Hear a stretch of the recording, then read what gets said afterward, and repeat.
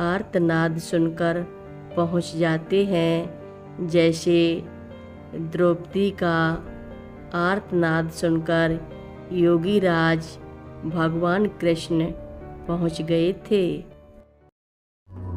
मंदाकिनी सलिल चंदन चर्चिताय नंदीश्वर प्रमथनाथ महेश्वराय मंदार पुष्प बहु पुष्प सुपूजिताय तस्मै मकाराय नमः शिवाय।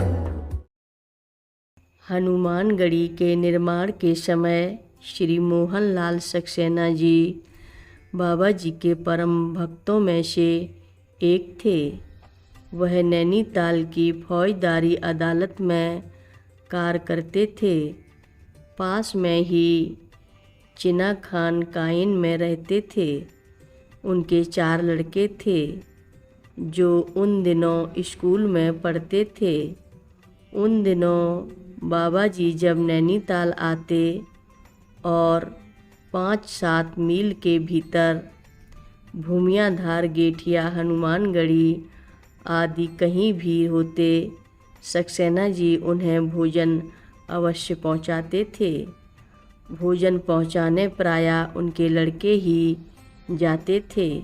जब सक्सेना जी बाबा जी के दरबार में रहते तो बाबा जी उनके मुँह से उनकी जीवन गाथा भक्तों को सुनवाया करते थे। सक्सेना जी कहते थे, मेरे पिताजी जब इस संसार से विदा हुए तब मेरी माँ 20 वर्ष की थी।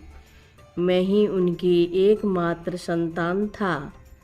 कुछ लोग हमें गांव से भगाकर हमारी जायदाद हड़पना चाहते थे।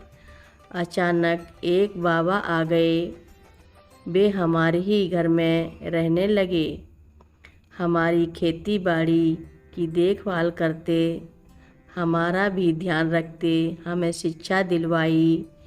हमारी शादी की। विवाह के तीसरे दिन जब बारात घर लौट आई तो बाबा जी गायब हो गए।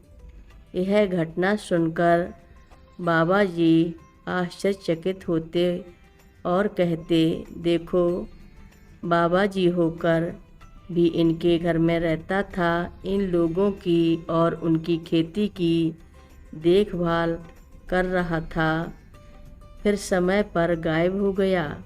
इस प्रसंग की बार बार चर्चा होने से लगता है कि वह बाबा जी कोई और नहीं, स्वयं महाराज जी थे। बाबा जी ने मृत्यु का वर्ण उसी तरह किया जिस तरह साधारण आदमी करता है। पुनर्जन्म के बारे में उन्हें विश्वास था। उन्होंने जीवन में हर काम प्रकृति के अनुसार ही किया, प्रकृति के नियमों का पालन किया, धारा के साथ बहे। वे चाहते तो धारा को रोक सकते थे, उसे अपने अनुसार मोड़ सकते थे, मृत्यु को चौखट से लौटा सकते थे, लेकिन प्रकृति से छेड़छाड़ नहीं करना चाहते थे।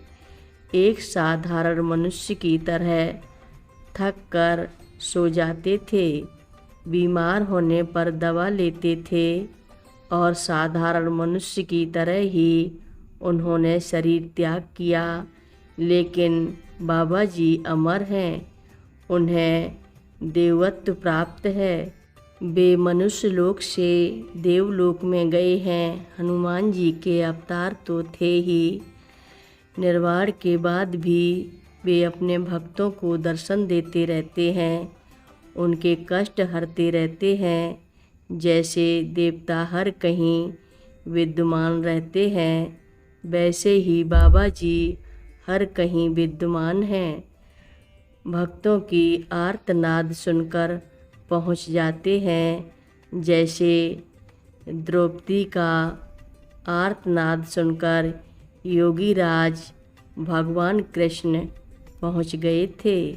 हर रोज़ महाराज जी की कथाएं सुनने के लिए रक्षा सूत्र चैनल को सब्सक्राइब करें, शेयर करें और लाइक करें। घंटी बजाना ना भूलें। कमेंट बॉक्स में लिख भेजें, जय नीव करोरी बाबा जी महाराज। बोलो नीव करोरी बाबा जी महाराज की जय बोलो।